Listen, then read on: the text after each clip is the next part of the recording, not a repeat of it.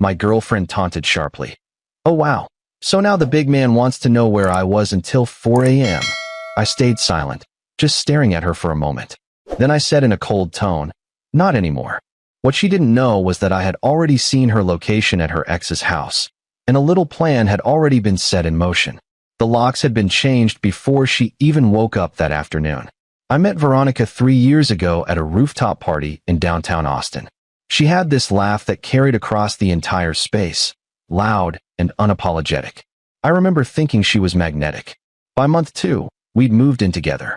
Too fast. My sister Kate warned me over coffee one Sunday morning, but I didn't listen. I was 28 and thought I knew everything about love. The first year was incredible. We'd cook together on weeknights, take spontaneous road trips to San Antonio, stay up until 3 a.m. talking about nothing and everything. The second year, small things started chipping away at the foundation. She'd go out with her college friends and come back at 2 a.m. smelling like whiskey and cigarettes. I didn't mind the going out part. I've never been controlling like that, but she'd get weirdly defensive when I asked basic questions like, "How was your night?" "You're not my father, Derek," she'd snap, and I'd drop it because I hated the tension that followed arguments. Then came last Thursday night. I woke up around 3:30 a.m. and reached across the bed. Empty. Cold sheets. I checked my phone. No texts, no missed calls. I pulled up the location sharing app we'd set up months ago when she insisted on it for safety reasons after her friend got stranded downtown. The little blue dot sat squarely on Maple Drive. I knew that address. Her ex-boyfriend Connor lived there in a duplex with his roommate near the university. I sat there in the dark, staring at that dot. It didn't move for 20 minutes. I refreshed twice. Still there. Then I closed the app, plugged my phone in, and went back to sleep. Surprisingly easy, actually. I think I'd been expecting something like this for months, maybe even a year. The relief of confirmation was almost calming. When I woke up at 7, I texted my landlord, Mr. Patel. We'd always had a good relationship since I'd lived there 4 years and never missed rent. I told him I'd lost my keys and needed the locks changed immediately, that I'd pay double for same-day service. He responded within minutes saying he'd have someone there by noon. Then I called Kate. "Do you have any boxes?" I asked. "What happened? I'll tell you later. Do you have boxes or not?" "Derek, it's 7 a.m. on a Friday. I know what time it is." She was quiet for a moment. "Yeah, I have boxes. How many do you need?" "As many as you can bring." She showed up 40 minutes later with her Subaru packed with flattened cardboard and packing tape, still in her pajamas with a coat thrown over. We didn't talk much at first.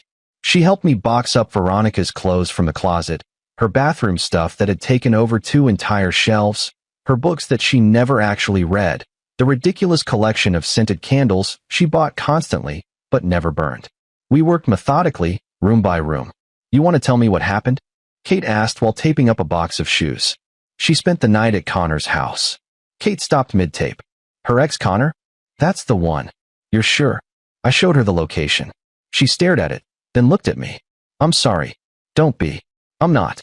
The locksmith arrived at 11:45 a.m., a guy named Jimmy who didn't ask questions and had the job done in 45 minutes. New deadbolt, new handle lock, 3 keys. By 12:30 p.m., we had everything stacked neatly in the living room.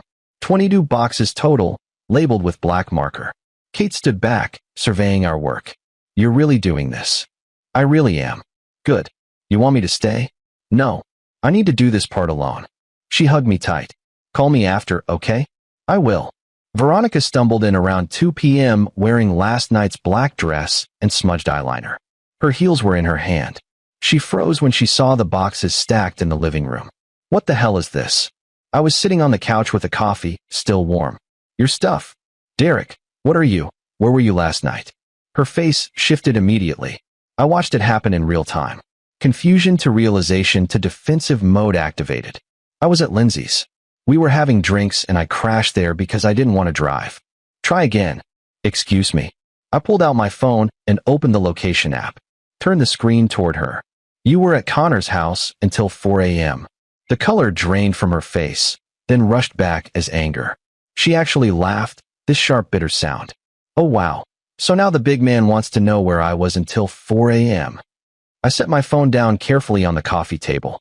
Looked at her for a long moment. "Not anymore." "What does that mean?" "It means I don't care where you were." I don't care why. I just need you to take your boxes and leave. You're being insane. Nothing happened. Veronica, I don't believe you, and honestly, it doesn't even matter if you're telling the truth. I'm done. She walked to the door then, probably thinking she'd storm out dramatically and come back later when I'd calmed down. She shoved her key in the lock. It didn't turn. She tried again, harder. Nothing. She looked at me with genuine shock. You changed the locks? It's my apartment. My name on the lease. You can't just kick me out. I can actually. You're not on the lease. You never wanted to be, remember? You said it felt too permanent. Well, congratulations. Take your stuff, or I'll have it moved to the curb by tonight. Her eyes welled up. Derek, please. Let me explain. I gave you a chance to explain. You lied. I didn't sleep with him. I didn't ask if you did.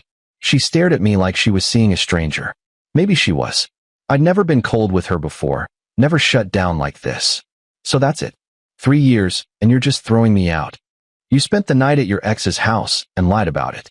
Yeah, that's it. She started crying then, real tears, mascara running down her cheeks. I made a mistake. I was drunk and confused, and he was texting me about his dog dying, and I went over to comfort him, and stop. Derek, stop. I don't want the story. I don't want the excuses. I want you to call someone to help you move your boxes. She pulled out her phone with shaking hands and called her friend Lindsay, the same Lindsay she'd supposedly crashed with. I heard Lindsay's voice through the speaker, confused at first, then understanding. Lindsay arrived 30 minutes later in yoga pants and a tank top, took one look at the situation, and started loading boxes without a word. Smart woman. Veronica kept trying to talk to me between trips to Lindsay's car. Can we at least talk about this next week when you've calmed down? No. You're being cruel. I'm being clear. I love you. That one almost got me. Almost. If that were true, you wouldn't have spent the night at Connor's. Lindsay gave me a look on her last trip out, arms full of the candle box. Not hostile, just sad. She really cares about you, you know? Then she shouldn't have spent the night at Connor's.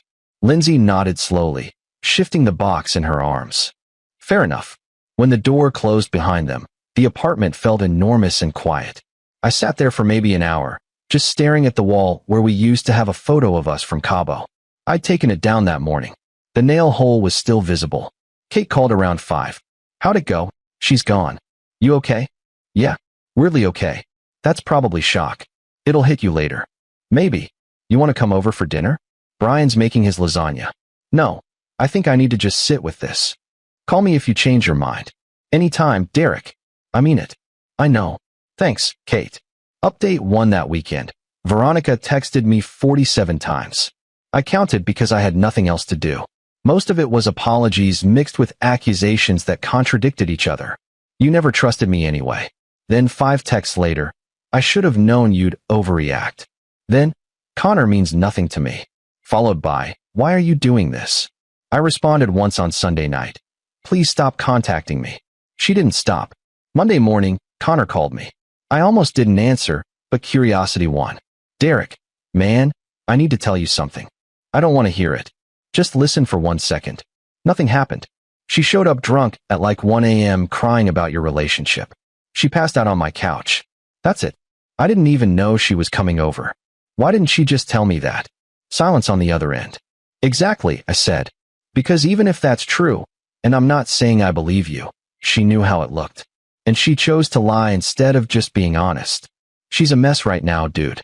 Like really bad. Not my problem anymore, Connor. I hung up and blocked his number. That same week, I ran into Veronica's mother at the grocery store.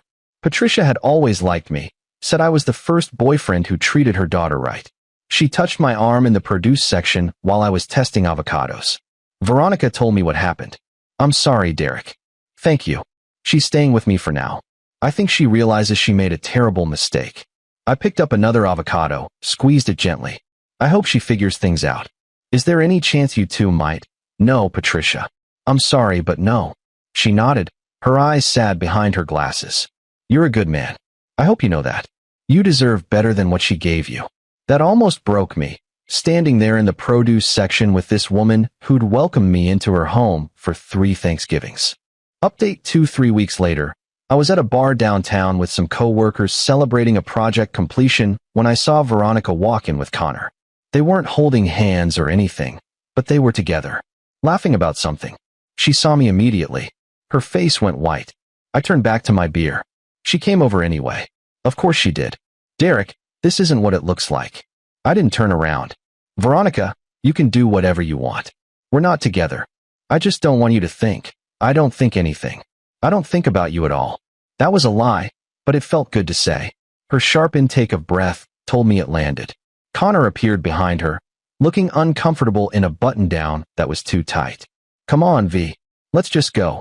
She stared at me for another moment. I could feel her eyes on the side of my face. Then she left. My coworker Jared whistled low. That's her. Yep.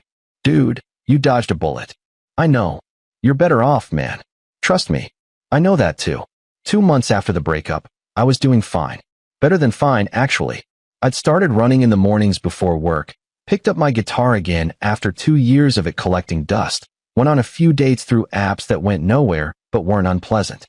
The apartment felt like mine now, not ours. I'd rearranged the furniture, bought new sheets, hung different art. Kate came over one Saturday with Thai food and a six-pack. You seem good, she said, watching me from the couch. I am good. No regrets. I thought about it while opening my beer. Not even one. What do you think would have happened if you tried to work it out? I'd still be wondering every time she went out. I'd still be checking that location app at 3 a.m.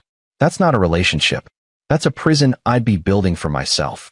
She nodded, stealing a spring roll from my container. You did the right thing. I know.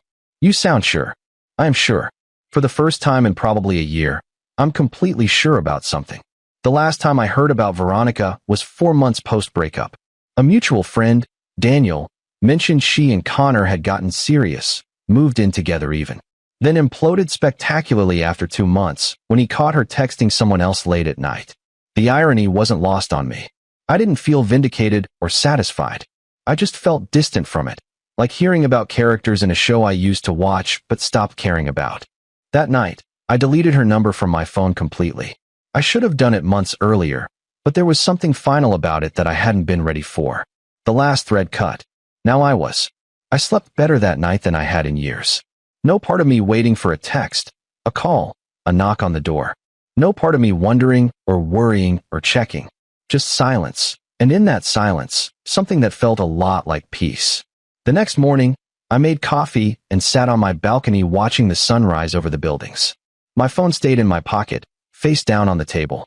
For the first time in a long time, I had absolutely nothing to check, no one to wonder about, no dots on maps to track. Just me, the morning, and a life that was completely my own again. And it felt perfect.